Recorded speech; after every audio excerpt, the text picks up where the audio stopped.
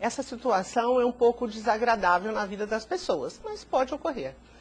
E ocorrer por diversos motivos. A pessoa pode deixar de pagar porque teve um infortúnio na família, perdeu um ente querido, por exemplo, perdeu a sua colocação profissional, houve uma separação, um divórcio.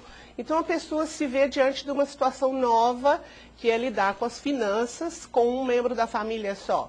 Muitas vezes temos pais ou mães que são arrimos de família, em situações de dificuldade, o crédito pode ser negativado. Mas, por outro lado, que é uma situação realmente desagradável para muitas pessoas, existe o lado positivo. A moeda tem sempre dois lados, então temos que olhar o outro lado da moeda, que é a pessoa não vai conseguir fazer mais dívidas. Não tem crédito na praça, não vai fazer mais dívidas. Vai ter que aprender a comprar à vista.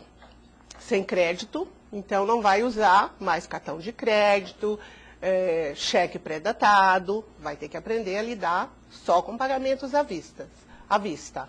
E terá uma oportunidade excelente, que é lidar com o orçamento. Porque a pessoa não chega numa situação de inadimplência do nada.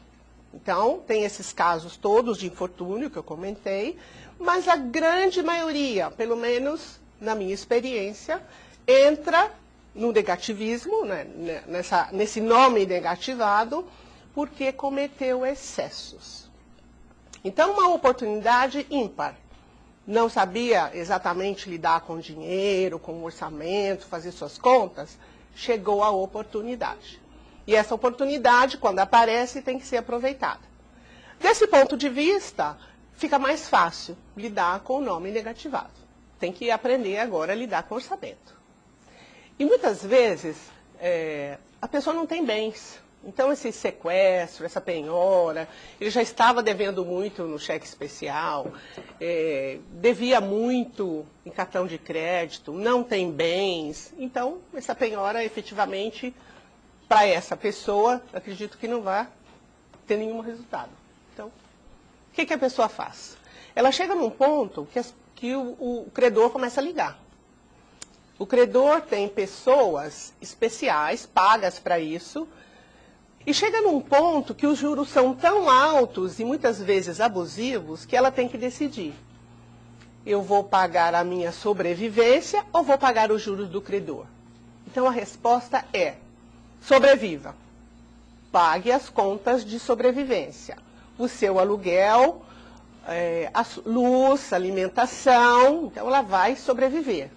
Por outro lado, fazendo a gestão eficiente do orçamento, aquele valor que ela pagava em juros deverá sobrar. Então, ela abre uma caderneta de poupança, guarde uma parcela do seu orçamento para formar um capital, porque há de chegar a hora que ela vai poder negociar com o credor. Então, voltando, contas de sobrevivência em primeiro lugar, depois abrir uma caderneta de poupança e começar a listar o endividamento. Porque quando a pessoa chega nessa fase, ela fica muito tensa. Ela pensa assim: nossa, não quero nem olhar para essas contas. São tantas que eu não quero nem olhar. Mas faz parte desse aprendizado de fase nova. Liste tudo o que você deve. Você vai precisar saber qual é o volume dessa dívida, porque guardando o dinheiro vai sobrar, vai ter um capital que você vai formar e vai chegar aquele momento que você vai negociar com o seu credor. Então, precisa saber para quem você deve, quanto você deve e como você vai negociar. Ao listar a dívida, os itens, todos os itens da dívida, que ele inclua que taxa de juros ele estava pagando antes do nome ser protestado. Não é nem conta de matemática, é uma relação simples. Devo para quem, devo quanto e qual a taxa de juros que eu estava pagando.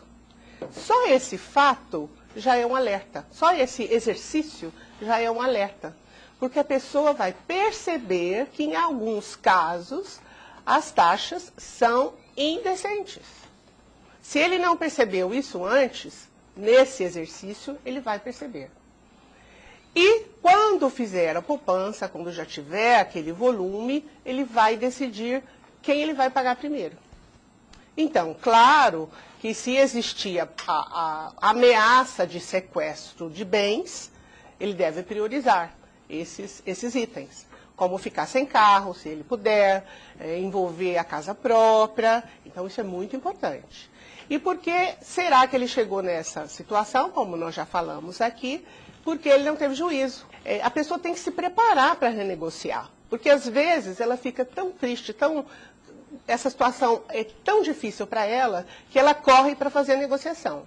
Mas, primeiro, ela tem que fazer o orçamento, ver qual será a sobra exata do orçamento e quanto ela poderá dispor para fazer o pagamento. Porque se ela for correndo pagar a dívida e essa parcela, por exemplo, couber no orçamento, primeiro, segundo mês e no terceiro já não couber, então ela começou a pagar, o nome limpou, vai ficar negativo de novo. Então ela precisa se preparar para fazer o pagamento, para negociar com o credor. Porque às vezes as pessoas não se preocupam em manter os documentos guardados, bem guardados, fazer uma verificação desses documentos de quando em quando. Às vezes a pessoa perde, por exemplo, o cartão de crédito. E só vai dar conta, se vai dar conta disso, depois que ela vai precisar fazer uma compra e o cartão de crédito não está. Não procura na carteira, na bolsa e não está. Então, realmente, ela tem que documentar que houve perda, às vezes não é necessariamente roubo, mas avisa a operadora de cartão de crédito e ficar sempre atento às contas. Se ela se distrai, deixa de pagar, por exemplo, uma conta de R$20, como já foi comentado aí através dos depoimentos, então a nossa vida financeira diz respeito a nós. Nós precisamos ter muita atenção com relação a isso. Existem pessoas, por exemplo, que emprestam o seu nome. Um parente, um amigo está sem crédito e pede para a pessoa oferecer o nome para comprar, fazer alguma compra no comércio. Você deve pensar muito bem por que será que ela não tem crédito na praça antes de colocar o seu nome à disposição. Então, cuide bem do seu dinheiro, tenha atenção, crie o seu orçamento, aprenda a lidar com ele, porque aí o seu crédito vai ficar simplesmente espetacular e você poderá usufruir do crédito positivo, como foi comentado aqui. Sucesso a todos no trato com o seu próprio dinheiro.